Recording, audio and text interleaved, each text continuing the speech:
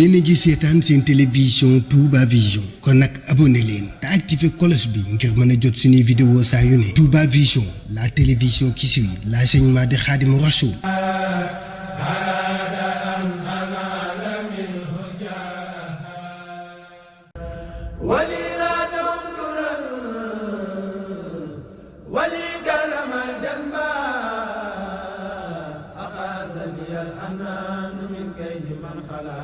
وسالكنا للخل لي بر ما ينبى رديت عن المولى تعالى الذي ربى وادي واغناني واكرمني ربا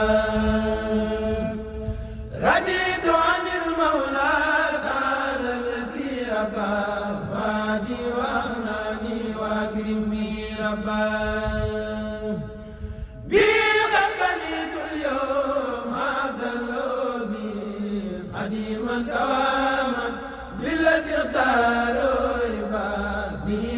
قنيت اليوم عبدا بذكري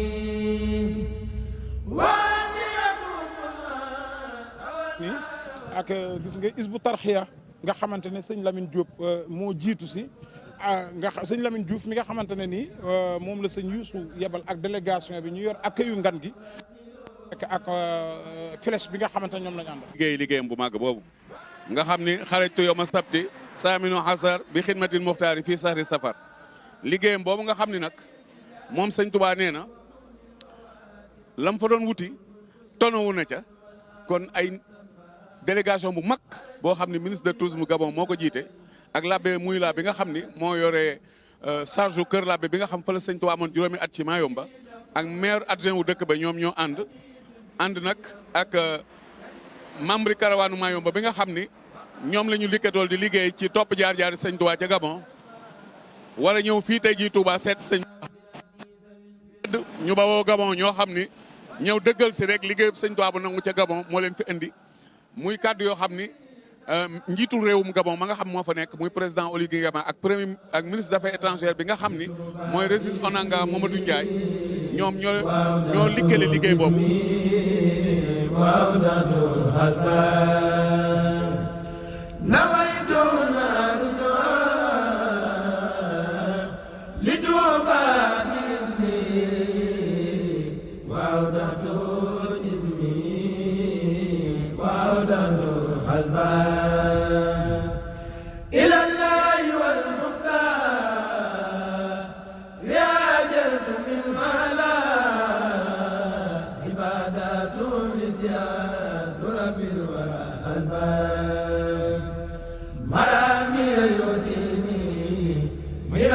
مقدم خديم له ملك عوسخ والخرباء نجاتي من الأعداء والبار والبلاء غريبا وحيدا من عزيز ملا الجربان هداني تعالى بعد ما كدت هالكا بجاه الذي خسين الهجم والغرباء أنادي في سر وجهل وأرتجي سلائي وإصلاحي بالأهل والتربى سللت الأولى للعدا ثم كانني وكنز كتاب الأبو يصف الكربى سللت الأولى للعدا ثم كانني وكنز كتاب الأبو يصف الكربى هداني بي ربي وأهدي بنوري إذا زاء ربي سوي البعد والخربى إلهي لا توضى يخني وسلما وجد بامتلال سم والتؤمني تربى لك البر والبار الذي قلتني له ففي البر أبل الأمن والتكرم الجنبا غلاب لنا غلب إلى ما يسرني وببصر الأحياء روى التغفير سنبا نجوت فراقي سرمدا جملة الهدى ولقيا إيالي منك يا من قد الأرباب يقلب خال منك ربي قلوب تفضل علي اليوم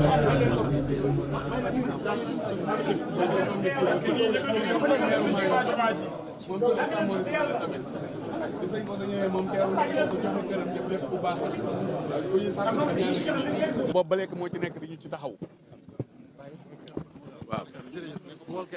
waaw waaw moom moo ànd ak ñoom moo leen jiite waaw musik bi des moom dañuy waaw toogaay bii nga toog na ñëpp àgg suuf bu waa Gabon ñëwee fekk si la mooy la Serigne Touba waxoon ne bañu ma ko toppaat sama mboot noo ngi ciy sant bu baax karawaan bii nga xam ne liggéeyub Serigne Touba bi rek la ñuy wane noo ngi ñaan nga yàgg fi téwér nga yàgg fi loolu téwér ndax yow day keroog bi Serigne bii dem ci géej gi la sa waajur wu tedd wa gane jamono moom nga dégg Serigne Moussa Ka ni atum jëy sa sin ma cay tubaab yi bon ya waaye Serigne Bassirou moo wanewaat ne yaa war a toog fii ba tey labbet maa yomba ñëw te sëñ Moussa Ka dane dañoo woolu labbe ya forom ngir jaaxle ñu ñëw ne delloo leen kii mbaa duñu baaxee leeram gi sar na ci asamaan ba jabaroot sar na fi suuf dambe na mulkeeg malukut. salaamaaleykum wa rahmatullahi taala wa barakaatu. sëñ bi ñëw nañ fii fi sa wet ngir andi liggéey bu màgg bi nga xam ni moom lañ doon def ca Gabon te di ko defee ci sa ndigal sëñ Fallou Bousso dooroon ko foofa muy topp jaar-jaari sëñ Touba barab yi mu nekkoon ci Gabon fenn fu ci ne ñu def fa mandarga moo xam ne dina wane ni fii sëñ bi ne woon na fi la ca jiitu ci mandarga mooy Mayumba ba mu doon sampi bantam ñu di ko simpi sànni andi woon nañ fii jumaay ñeenti sooroor joo xam ni won la ko joo xam moom lañ ko bëgg a fa sampal bëgg nañu nag noonu ñu ko nar a defee Mayumba muy lambar na muy njole muy foo xam sëñ bi ne woon na fa ñu war ko faa def délégation bii fi ñëw nag ministre Adjaye noo mi jiite leen ak délégation évêque bii nga xam ne ànd na ak moom ak maire Mayumba ñoom ñëpp dañoo ànd ak ñun foofa ca Gabon di ñu jàppale ci liggéey bi ba tey jii ñu jàpp ni dañoo war a ñëw agsi fii ci yow jottali ko wane ànd gañ ànd ak ñun waajal nañ nag ci ndigalul njiitu réew ma ak ministre affaires étrangères sa doom jooju ñëwoon nuyu si la fii wane ni moo ñu taxaw ci liggéey bi ni suuf yi nga xam ni moom leen den doon laaj danañ ñu ko jàpp ndalal ba fenn fu ci nekk lañ fa bëgg a def ci turu sëñ bi ñu mën ko faa def loolu nag li tax mu mën a am ba agsi fii seexale woon nañu Mayumba lambar na ak Touba gi maire bii jógoon dem fa waaye ci njiitu sëñ Koso Mbàkke mii nag nga xam ni moom nga ñu boole loon mook sëñ Xaadim ci liggéey boobu ñu amale ko ba mu agsi fii tey ñu ngi lay sant baax tey ñaan loolee nag ni ñu yéene bëgg caa dem ci fukki fan ak ñeent ci weeru juillet wii ñu jëm ba ñaar fan ak benn ak ñiin ko àndal ñëpp buñ demee ñu mën a teg ay xeer tam sutti te lépp it yàlla na nga ko fekkee fii ci ak weer ñu andil la loolee fa sa maam ji doon liggéey muy Cheikh Ahmad Bamba Khadim Rasoul foofee la ñu bëgg lépp loo xam ne xañoon nañ ko fa te tey jii ñii ñoom nga xam ñoo ji ma taxaw ngir delloo ko loolee ndam yi yëpp ñëw fekk si la fii Mbàkke kon daal xam naa dañuy wax ndegem gan ñi ñoom dégguñu ci làkk wi ma wax ñu jox sëñ Dambay mi mu jot li di ñu wax ngir ñoom ñu mën cee jot bu baax. waaw damay répéter rek ni ministre bi mi ngi tudd Pascal Siffon maanaam mu doon natif de Libreville maanaam doon koo xam ne wax dëgg yàlla mbokk la ci ñun ak ñëpp maire Mayumba bii nga xam ne ñëw na ànd ci tamit surtout Samori Touré la maanaam Samori moo jur ki jur waajuram bu jigéen moom moo ñëw tey jii teew si fii ministre de tourisme du Sénégal it accompagné na ak li mu am ci ay directeur ñoom ñi ngi ñëw toog fii ak directeur de cabinet soxna si ñu doon nuyoole tamit muy moomu liggéey bi ñuy def muy karawaanu Mayumba moom moo ko yor foofa di ko doxal ci wet yëpp ba ñee ñëw mu di leen jàppandil dikk ga ak dem ga ak yëpp ñoo ñëppit nag ak réewum Gabon ca njiitul président de la République ba nga xam ne moo yor réew mi ñi ngi ñaan ci ñoom ñëpp seen tur ak premier ministre ba ak ministre affaires étrangères bi ñu jàppale ñu ñaanal leen bañ am ndimbalu liggéey ba ba ñuy def ba li ñu yéene ca Gabon ñu ne mu mën a jàppandi fi ñu sëriñ bi sëb sët moo toog sa kanam di bëgg nga ñaanal ko làmmiñ ñu dëgër di doomi Longoor di sëtu borom Cham asalaamaaleykum chers invités chers hôtes Serigne Mountakha vous transmet ses chaleureuses salutations et vous fait montre de son immense plaisir de votre visite qui n'est pas un hasard.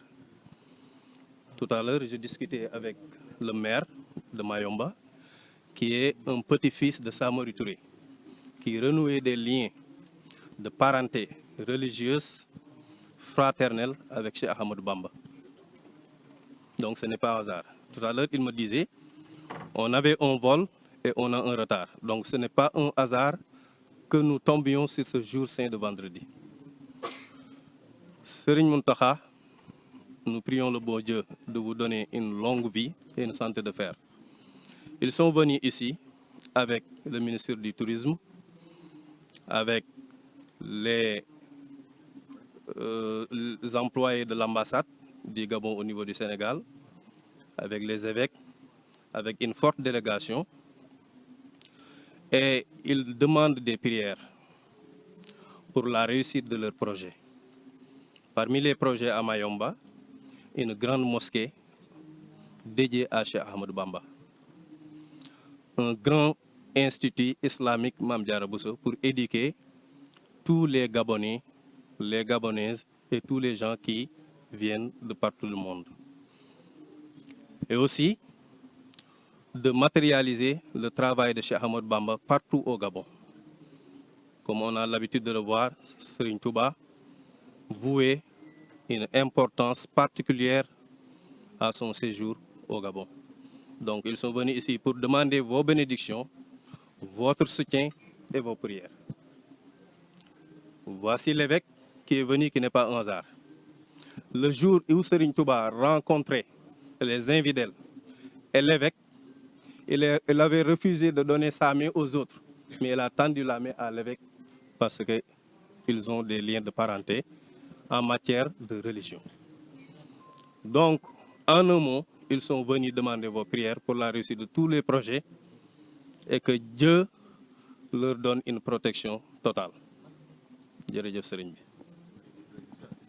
nee na ñoom seen réew ma transition moo ko yor boo xam ne président Oligui Nguema moo ko jiite te it bëgg réew ma jàmm rek jafa daan am di fa am ñuy sàkku ñaan nag ngir ñoom ngir réew ma jàmm ne fa ba lii nga xam ni moom lañ yéene lépp loole lépp ñoom ñu mën ñu caa jàppale ba fañ bëgg a àgg rek mu àgg fa. Mesdames, Messieurs, c'est un honneur pour nous d'être reçus par vous. Sachant très bien qu'en de telles périodes, vous vous reposez et vous avez bien voulu faire une entorse à votre programme pour nous recevoir. Sachez que c'est un honneur pour nous. Je vous transmets également les salutations chaleureuses du président de la transition, le général Brice Oligui Nguema, qui me charge de vous transmettre un message concernant la construction de la mosquée comme prévu par les textes de Cheikh Ahmadou Bamba au Gabon à Mayumba. Par la même occasion, le gouvernement gabonais, cette année, se propose d'encadrer la caravane touristique religieuse des Mourides au Gabon. Nous allons mettre à disposition quelques bus et assurer le carburant pour le transport Libreville-Mayumba. Je vous présente également la délégation qui m'accompagne, au premier rang desquels l'évêque Madega, qui est le responsable de Mayumba, qui a bien voulu nous accompagner parce que l'Église catholique est propriétaire du terrain, vous le savez, dans lequel Cheikh Ahmadou Bamba a vécu 7 ans, 7 mois et 7 jours. Avec moi également, le maire de Mayumba, à ma gauche, qui a bien voulu nous accompagner pour montrer, bien sûr, l'importance de cette mission. Permettez-moi, Monsieur le Calife général, de vous remettre les présences symboliques qui nous accompagnent. C'est un tableau. C'est un tableau. Un livre de Mayumba. Ce tableau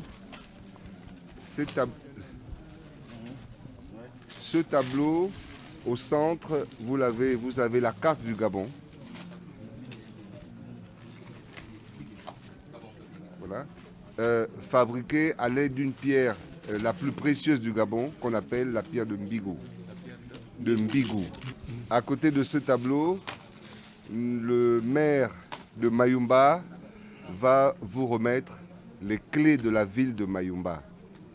Nous savons que nous savons que les pèlerins viendront à Mayumba.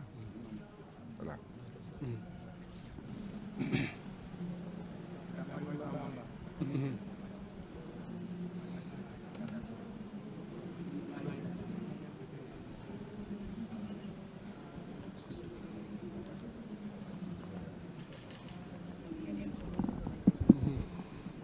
Nous savons que les pèlerins viendront à Mayumba et vous êtes leur guide spirituel et nous avons pensé vous remettre les clés de la ville en sachant que vous n'allez pas pouvoir faire le déplacement.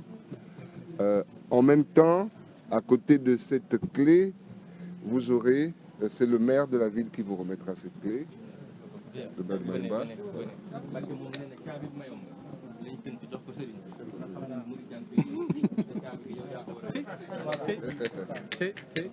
L'ouverture du mouridisme et des mourides à Mayumba. En principe, c'est là-bas où on devrait la donner, mais comme le grand calife ne peut pas se déplacer, eh bien, vous gardez Mayumba entre vos mains. Et je laisse l'évêque vous présenter le troisième cadeau.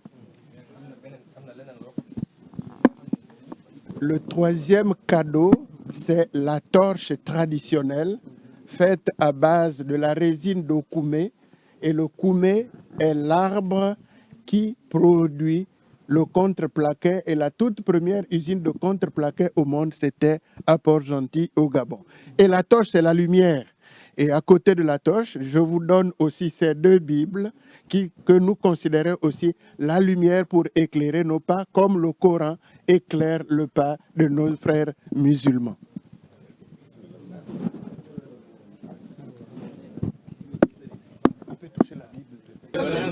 Voilà. Nous remercions pour ce cadeau qui scelle la présence de Cheikh Ahmadou Bamba à Mayumba, au Gabon et ici à Touba. Et nous, comme ceux qui avaient accueilli Cheikh Ahmadou Bamba, nous vous donnons aussi d'implorer la grâce divine pour que le pèlerinage se passe très bien, que les bénédictions tombent et sur la communauté de Mourides, sur le Sénégal, sur le Gabon, tous ses habitants et sur l'Afrique entière et sur toutes les parties du monde qui souffrent.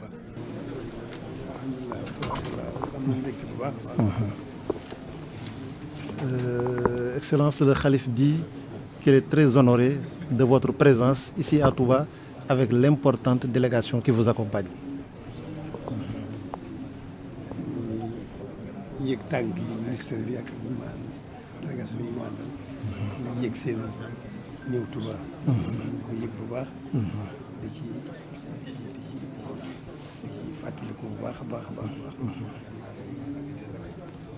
Il dit qu'il mesure à sa juste dimension l'importance de votre délégation et cela également lui donne des souvenirs très importants, certainement par rapport au séjour de son grand-père au Gabon.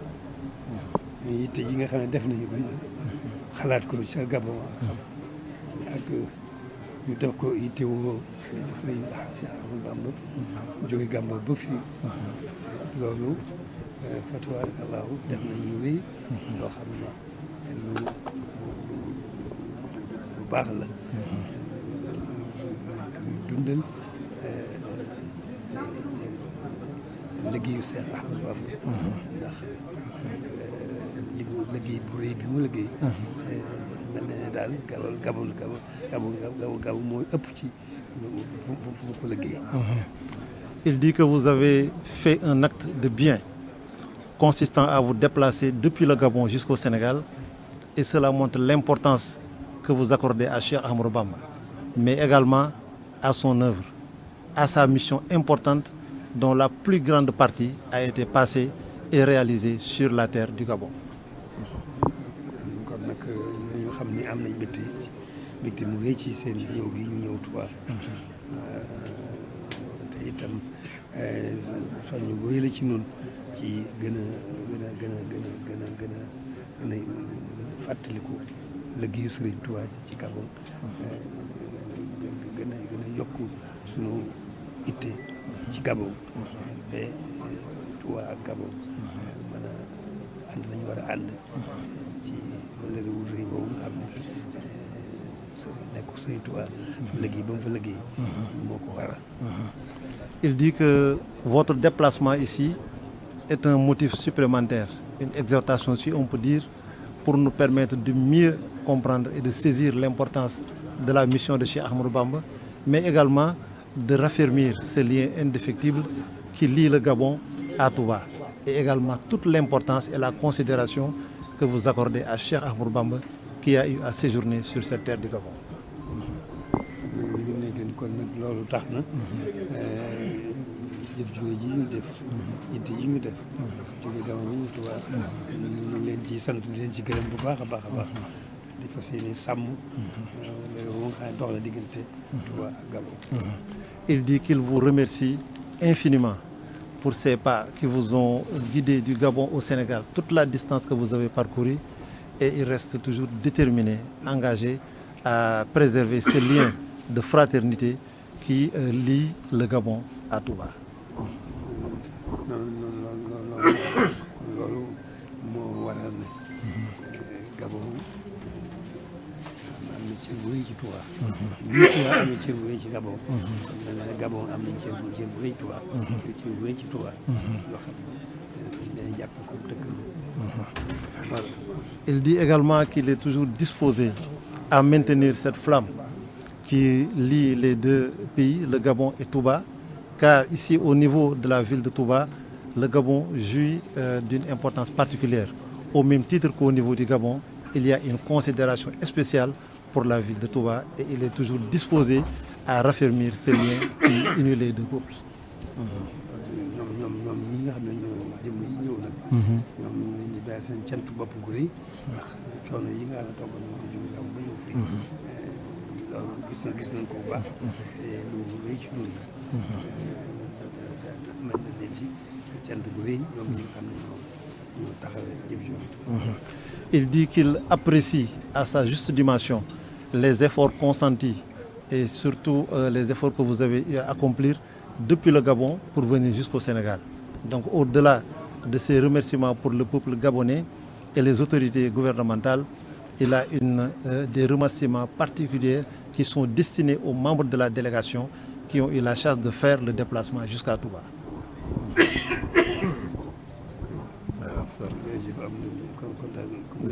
jërëjëf Mbacke jërëjëf Mbacke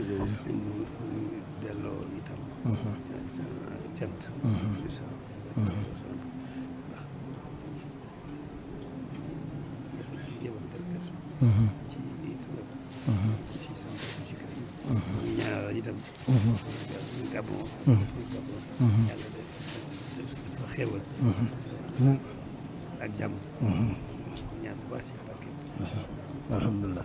Il dit également qu'il remercie les autorités gouvernementales qui vous ont facilité cette relation et cette coopération. Et il dit qu'il réitère ses prières différentes et demande au Seigneur d'accorder la paix, la prospérité au peuple gabonais et à tous ses habitants.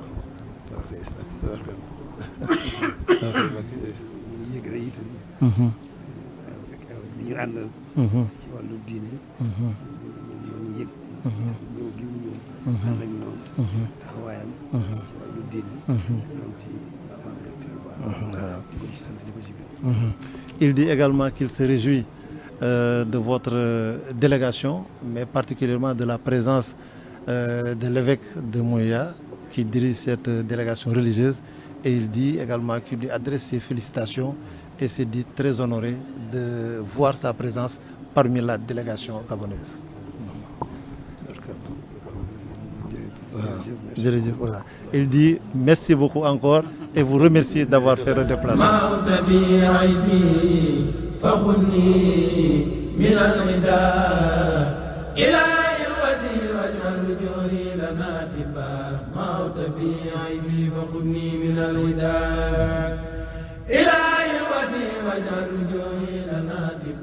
أجرت الذي قد كان يرجو إجارة فزد الهدى والعلم وتكفي الغدبان هديت الذي قد كان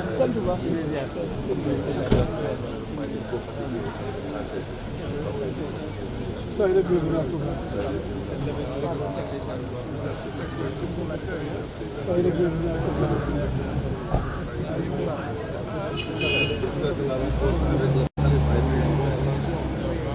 Vous attendez patiemment. على المصطفى من جوده نحوي السبان أي الله يا رحمن يا من أخذني فسل بتسليم على خير من لبى أي الله يا رحمن يا من أخذني فسل بتسليم على خير من لبى أي الله يا رحمن يا من أخذني فسل بتسليم على خير من لبى. C'est juste pour vous montrer tous les cadres qui ont été aménagés aux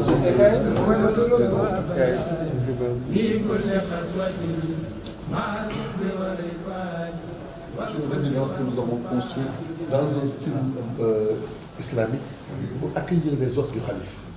Vous savez, parce que Touba, vous savez, toute ville doit avoir une fonction. Touba a une ville, est une ville qui a une fonction religieuse. Parce que c'est une ville qui a été fondée exclusivement pour l'adoration de Dieu. Soyez les bienvenus en tout cas aujourd'hui.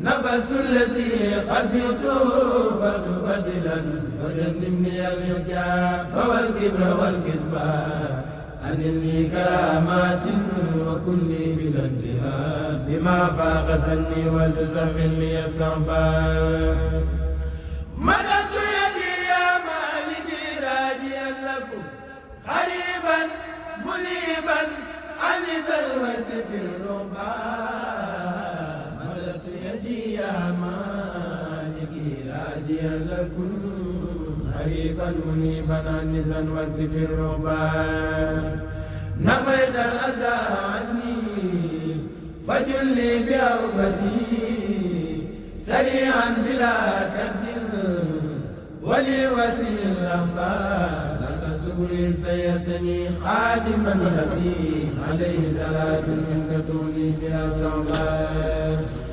دعوتك بالمختار بلا لكل On va laisser vous servir à votre gré, c'est comme chez vous. En tout cas, nous sommes ici pour vous dire que nous ne sommes pas à même de pouvoir faire ce que le Khalife veut. Mais nous allons nous efforcer autant que possible pour vous souhaiter les gens.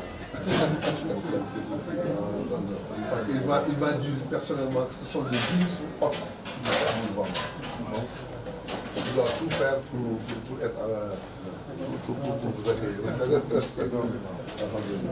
Après, en tout cas, partout on a prévu des salons, on a prévu des tables de réception pour tout le monde. Après, vous allez sortir, vous allez être à l'aise. C'est pas un hôtel, mais vous serez comme chez vous. Ça, c'est une résidence que nous avons construite exclusivement pour les hôtes de chaque niveau. Il y en a d'autres encore, certes. Parce que vous savez, là, c'est lié même à la vocation et à la fonction urbaine de la ville de Touba. Touba accueille toujours des hôtes. Et c'est normal qu'une institution comme la nôtre soit à côté de la ville pour accueillir ces hôtes.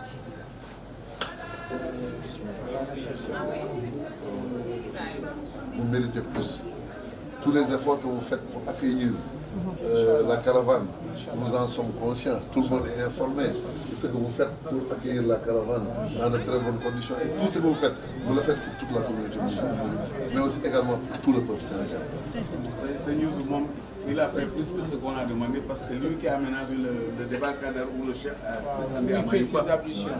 Oui, il a beaucoup fait vraiment. C'est tout ça, aussi.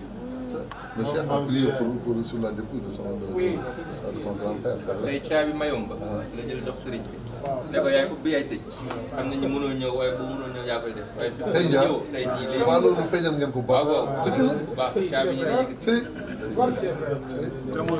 Et je ne vous cache pas,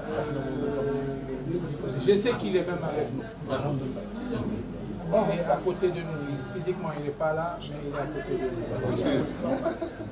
moom mi du moom moo waroon a ñëw. Non, honnêtement, maire adjoint bi moo waroon a ñëw mais kooku passeport am doxul moom mii nag nga xam mooy taxaw yoon yi far jël place ko.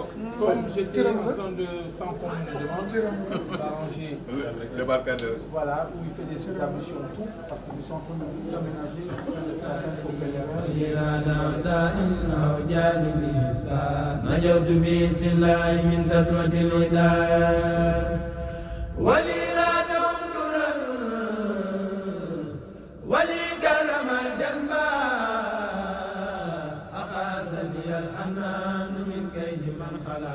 وسالكنا للخل لي بر ما ينفع أغاثني الأنام من كيد من خلا لي بر ما ينفع بدادي وأقلامي ولوني وكلكلي وجسمي لمن لي وجالس والوهبان مدادي وأقلامي ولوني وكلكلي وجسمي لمن لي وجالس والوهبان نويت له شكرا كثيرا كما جنابي واسفي ولي رادهم درا ولي كرم الجنبا الحنان من كيد من خلا وسالكنا للخل لي بر ما ينبا yéen a ngi seetaan seen télévision Touba Vision kon nag abonné leen te activé cloche bi ngir mën a jot suñuy vidéo saa yu ne Touba Vision la télévision qui suit l'enseignement de Khadimou Rassoul